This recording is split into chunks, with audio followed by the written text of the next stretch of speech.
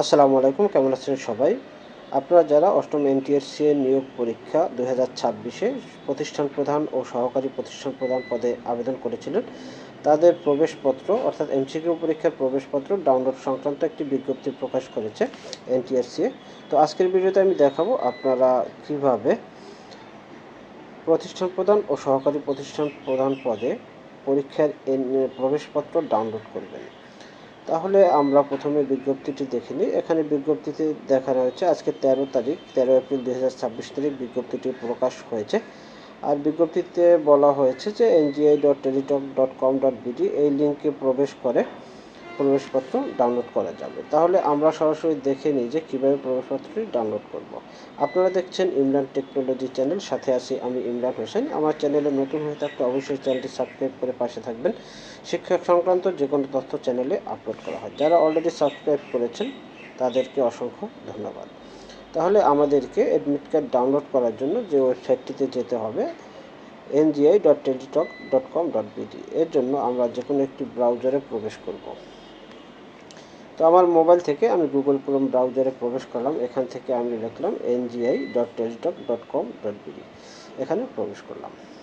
তো প্রবেশ করার পরে এখান থেকে অষ্টম এনটিআরসি এক্সাম 2026 এটিতে আমরা ক্লিক করব। তো ক্লিক করার পর এখান থেকে আপনার যদি লগইনে দেন, তাহলে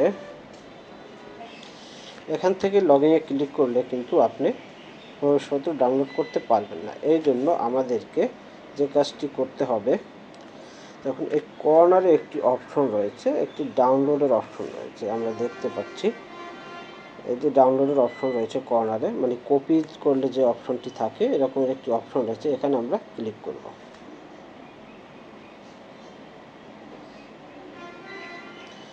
দেখো, ক্লিক করলে এখানে কিন্তু অ্যাডমিট কার্ড দেখেন, এমপিওভুক্ত শিক্ষা প্রতিষ্ঠানে প্রতিষ্ঠান প্রধান ও সহকারী প্রধান পদে নিয়োগ 2026-এর অ্যাডমিট কার্ড ডাউনলোডের অপশনটি চলে আসছে।